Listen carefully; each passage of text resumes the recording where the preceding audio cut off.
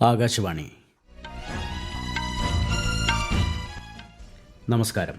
വാർത്തകൾ വായിക്കുന്നത് Deepu S L.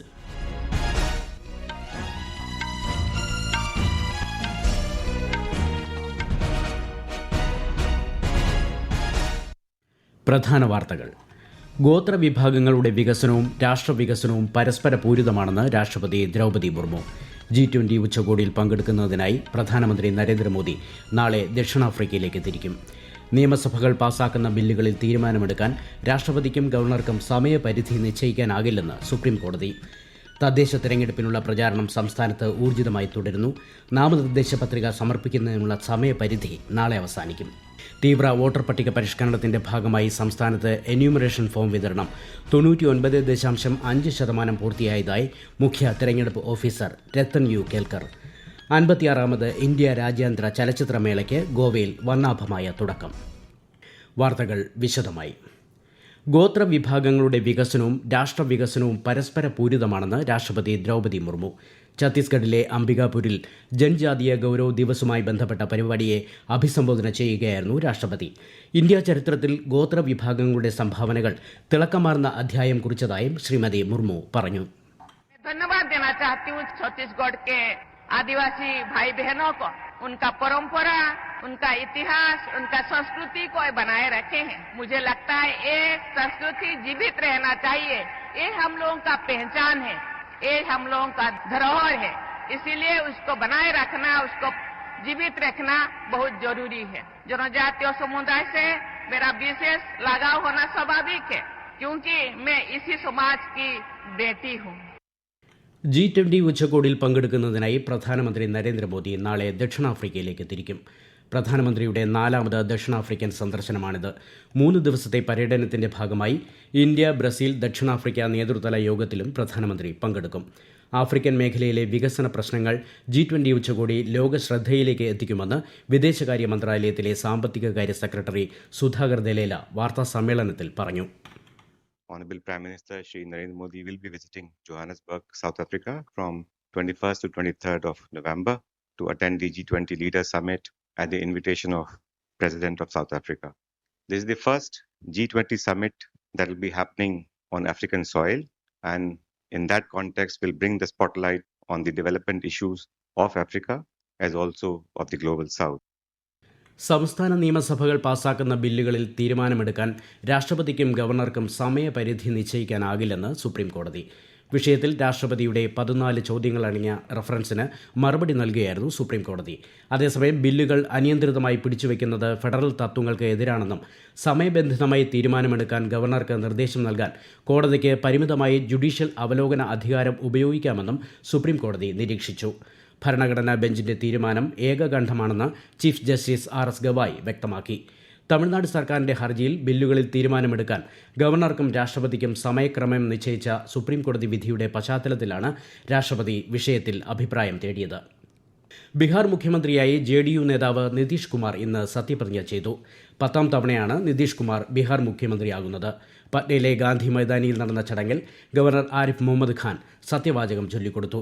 പ്രധാനമന്ത്രി നരേന്ദ്രമോദി ഉൾപ്പെടെയുള്ള പ്രമുഖർ ചടങ്ങിൽ പങ്കെടുത്തു. 26 മന്ത്രിമാരും മുഖ്യമന്ത്രിക്കൊപ്പം ഇന്ന് സത്യപ്രതിജ്ഞ ചെയ്തു. സമ്രാട് ചൌധരി, വിജയ്കുമാർ സിൻഹ തുടങ്ങിയ മുതിർന്ന BJP നേതാക്കൾ നിതീഷ് കുമാർ മന്ത്രിസഭയിൽ അംഗങ്ങളാണ്.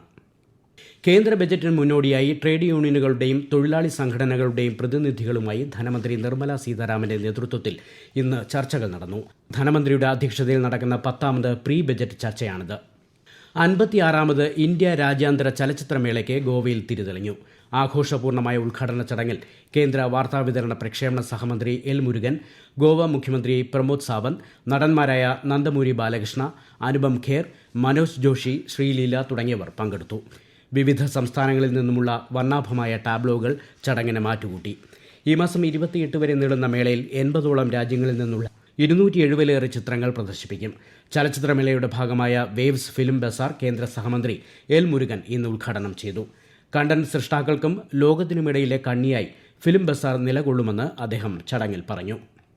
കൊച്ചി, കോഴിക്കോട്, അഹമ്മദാബാദ് അന്താരാഷ്ട്ര വിമാനത്താവളങ്ങളിലേക്ക് കൂടി UAE പൗരന്മാർക്ക് വിസ ഓൺ അറൈവൽ സൗകര്യം വ്യാപിപ്പിച്ച് ഇന്ത്യ.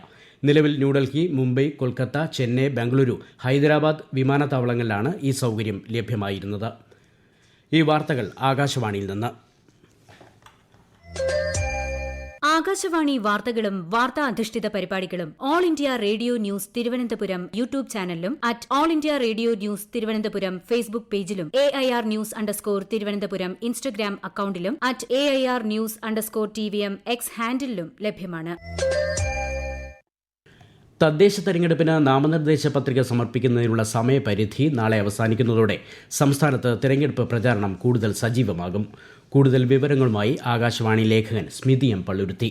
വെള്ളിയാഴ്ച വൈകിട്ട് 3 മണിവരെയാണ് തദ്ദേശ തെരഞ്ഞെടുപ്പിൽ പത്രികകൾ സമർപ്പിക്കാനാകുന്നത്. ഇതിനുശേഷം ശനിയാഴ്ച സൂക്ഷ്മ പരിശോധന നടത്തും. പത്രിക പിൻവലിക്കാനുള്ള അവസാന ദിനമായ തിങ്കളാഴ്ച ഉച്ചയ്ക്ക് 3 മണിക്ക് മുൻപായി രാഷ്ട്രീയ പാർട്ടികൾ ചിഹ്നത്തിനായുള്ള ശുപാർശ കത്ത് നൽകണമെന്ന് സംസ്ഥാന തെരഞ്ഞെടുപ്പ് കമ്മീഷൻ നിർദ്ദേശിച്ചിട്ടുണ്ട്. ചിഹ്നം അനുവദിക്കുന്ന നടപടി കൂടി പൂർത്തിയാകുന്നതോടെ പ്രചാരണ പരിപാടികളും ഊർജിതമാകും. കണ്ണൂർ ജില്ലയിലെ മട്ടന്നൂർ മുനിസിപ്പാലിറ്റി ഒഴികെയുള്ള 1199 തദ്ദേശ സ്ഥാപനങ്ങളിലേക്കാണ് ഇപ്പോൾ തെരഞ്ഞെടുപ്പ് നടക്കുന്നത്. തീവ്ര വോട്ടർ പട്ടിക പരിഷ്കരണം 2ാം ഘട്ടം ഈ മാസം 4-ന് ആരംഭിച്ചതിനു ശേഷം 50 കോടിയിലധികം എന്യൂമറേഷൻ ഫോമുകൾ വോട്ടർമാർക്കിടയിൽ വിതരണം ചെയ്തതായി കേന്ദ്ര തെരഞ്ഞെടുപ്പ് കമ്മീഷൻ. ഈ ഘട്ടത്തിൽ ഉൾപ്പെടുത്തിയിട്ടുള്ള 51 കോടി വോട്ടർമാരിൽ 98% ഫോം ലഭ്യമാക്കിയിട്ടുണ്ട്. കേരളത്തിൽ തീവ്ര വോട്ടർ പട്ടിക പരിഷ്കരണത്തിന്റെ എന്യൂമറേഷൻ ഫോം വിതരണം 99.5% ആയതായി മുഖ്യ തെരഞ്ഞെടുപ്പ് ഓഫീസർ രത്തൻ യു കേൽക്കർ പറഞ്ഞു. ഇതുവരെ 41,009 വോട്ടർമാർ ഓൺലൈനായി ഫോമുകൾ സമർപ്പിച്ചിട്ടുണ്ട്. വോട്ടർമാരെ കണ്ടെത്താൻ കഴിയാത്ത ഫോമുകളുടെ എണ്ണം 78,111 ഉയർന്നിട്ടുണ്ടെന്നും അദ്ദേഹം അറിയിച്ചു. ശബരിമല ദർശനത്തിന് അനുവദിക്കുന്ന പ്രതിദിന സ്പോട്ട് ബുക്കിംഗ് തിങ്കളാഴ്ച വരെ 5,000 നിജപ്പെടുത്തി. നിലയ്ക്കൽ, വണ്ടിപ്പെരിയാർ കേന്ദ്രങ്ങളിൽ മാത്രമാകും സ്പോട്ട് ബുക്കിംഗ് ലഭ്യമാകുക. പമ്പ, എരുമേലി, ചെങ്ങന്നൂർ എന്നിവിടങ്ങളിലെ സ്പോട്ട് ബുക്കിംഗ് താൽക്കാലികമായി നിർത്തിവെച്ചു. ഭക്തർ പരമാവധി വിർച്വൽ ക്യൂ വഴി സ്ലോട്ട് ഉറപ്പാക്കി ദർശനം നടത്തണമെന്ന് ദേവസ്വം ബോർഡ് അഭ്യർത്ഥിച്ചു. ശബരിമല സ്വർണ്ണപ്പാളി ക്രമക്കേടിൽ മുൻ ദേവസ്വം ബോർഡ് പ്രസിഡന്റ് A. പത്മകുമാറിനെ പ്രത്യേക അന്വേഷണ സംഘം ഇന്ന് അറസ്റ്റ് ചെയ്തു. തിരുവനന്തപുരത്ത് നടന്ന ചോദ്യം ചെയ്യലിന് ശേഷമായിരുന്നു അറസ്റ്റ്. കേസിൽ മുൻ ദേവസ്വം ബോർഡ് പ്രസിഡന്റ് N. വാസുവിനെ കൊല്ലം വിജിലൻസ് കോടതി ഇന്ന് റിമാൻഡ് ചെയ്തു. പ്രധാനമന്ത്രി നരേന്ദ്രമോദി ആകാശവാണിയിലൂടെ ജനങ്ങളുമായി ആശയങ്ങൾ പങ്കുവയ്ക്കുന്ന പ്രതിമാസ റേഡിയോ പരിപാടി മൻ കി ബാത്ത് ഈ മാസം 30-ന് രാവിലെ 11 മണിക്ക്. പരിപാടിയുടെ 128ാം പതിപ്പാണിത്. ആകാശവാണിയുടെ എല്ലാ നിലയങ്ങളും ദൂരദർശനും പരിപാടി പ്രക്ഷേപണം ചെയ്യും. മലയാള പരിഭാഷയും തുടർന്നുണ്ടായിരിക്കും.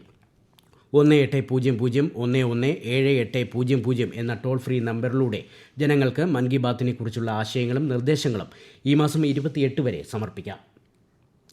7ാമത് കൊളംബോ സുരക്ഷാ സമ്മേളനത്തിന്റെ ഭാഗമായ ദേശീയ സുരക്ഷാ ഉപദേഷ്ടാക്കളുടെ യോഗം ന്യൂഡൽഹിയിൽ നടന്നു. ദേശീയ സുരക്ഷാ ഉപദേഷ്ടാവ് അജിത് ഡോവലും മാലിദ്വീപ്, മൗറീഷ്യസ്, ശ്രീലങ്ക, ബംഗ്ലാദേശ് തുടങ്ങിയ രാജ്യങ്ങളിലെ സുരക്ഷാ ഉപദേഷ്ടാക്കളും യോഗത്തിൽ പങ്കെടുത്തു. സീഷെൽസ്, മലേഷ്യ പ്രതിനിധികളും യോഗത്തിന്റെ ഭാഗമായി.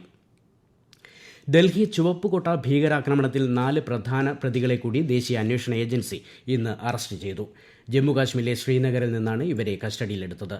ജമ്മുകാശ്മീരിൽ നിന്നുള്ള ഡോക്ടർ മുസമ്മിൽ, ഡോക്ടർ അദീൽ മുഹമ്മദ് ഇർഫാൻ, ഉത്തർപ്രദേശിൽ നിന്നുള്ള ഡോക്ടർ ഷഹീൻ സയ്യിദ് എന്നിവരാണ് അറസ്റ്റിലായത്. ഇതോടെ കേസിൽ അറസ്റ്റിലായവരുടെ എണ്ണം 6 ആയി. ദക്ഷിണാഫ്രിക്കയ്ക്കെതിരായ ടെസ്റ്റ് ക്രിക്കറ്റ് പരമ്പരയിലെ 2ാമത്തെയും അവസാനത്തെയും മത്സരം മറ്റന്നാൾ ഗുവാഹത്തിയിൽ ആരംഭിക്കും. രാവിലെ 9 മണിക്കാണ് മത്സരം. ആദ്യ മത്സരത്തിൽ ദക്ഷിണാഫ്രിക്കയ്ക്കായിരുന്നു ജയം. ഏകദിന പരമ്പര ഈ മാസം 30-ന് ആരംഭിക്കും. ഓസ്ട്രേലിയൻ ഓപ്പൺ ബാഡ്മിന്റണിൽ ഇന്ത്യയുടെ ആയുഷ് ഷെട്ടിയും ലക്ഷ്യ സെന്നും ക്വാർട്ടർ ഫൈനലിൽ പ്രവേശിച്ചു. പ്രീ ക്വാർട്ടറിൽ പരാജയപ്പെട്ട് HS പ്രണോയും കിദംബി ശ്രീകാന്തും ടൂർണമെന്റിൽ നിന്ന് പുറത്തായി. ഇന്ത്യൻ പുരുഷ ഡബിൾസ് ജോഡിയായ സാത്വിക് സായിരാജ് രംഗിറെഡ്ഡിയും ചിരാഗ് ഷെഡ്ഡിയും ചൈനീസ് തായ്പേയ് സഖ്യത്തെ പരാജയപ്പെടുത്തി ക്വാർട്ടറിൽ കടന്നു. ദുബായ് എയർ ഷോയ്ക്കിടെ ഇന്ത്യയുടെ ലൈറ്റ് കോമ്പാക്ട് യുദ്ധവിമാനം തേജസ് MK-1 എണ്ണച്ചോർച്ചയ്ക്ക് വിധേയമായതായി സോഷ്യൽ മീഡിയയിൽ പ്രചരിക്കുന്ന വീഡിയോകൾ വ്യാജമെന്ന് പ്രസ് ഇൻഫർമേഷൻ ബ്യൂറോയുടെ വസ്തുതാ പരിശോധന വിഭാഗം അറിയിച്ചു.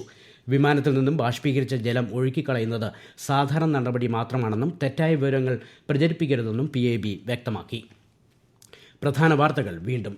ഗോത്ര വിഭാഗങ്ങളുടെ വികസനവും രാഷ്ട്രവികസനവും പരസ്പര പൂരിതമാണെന്ന് രാഷ്ട്രപതി ദ്രൗപദി മുർമു. G20 ഉച്ചകോടിയിൽ പങ്കെടുക്കുന്നതിനായി പ്രധാനമന്ത്രി നരേന്ദ്രമോദി നാളെ ദക്ഷിണാഫ്രിക്കയിലേക്ക് തിരിക്കും. നിയമസഭകൾ പാസാക്കുന്ന ബില്ലുകളിൽ തീരുമാനമെടുക്കാൻ രാഷ്ട്രപതിക്കും ഗവർണർക്കും സമയപരിധി നിശ്ചയിക്കാനാകില്ലെന്ന് സുപ്രീം കോടതി.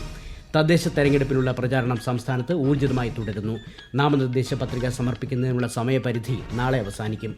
തീവ്ര വോട്ടർ പട്ടിക പരിഷ്കരണത്തിന്റെ ഭാഗമായി സംസ്ഥാനത്ത് എന്യൂമറേഷൻ ഫോം വിതരണം 99.5% പൂർത്തിയായതായി മുഖ്യ തെരഞ്ഞെടുപ്പ് ഓഫീസർ രത്തൻ യു കേൽക്കർ. 56ാമത് ഇന്ത്യ രാജ്യാന്തര ചലച്ചിത്രമേളയ്ക്ക് ഗോവയിൽ വർണ്ണാഭമായ തുടക്കം. വാർത്തകൾ കഴിഞ്ഞു. അടുത്ത വാർത്താ പ്രക്ഷേപണം 8:35.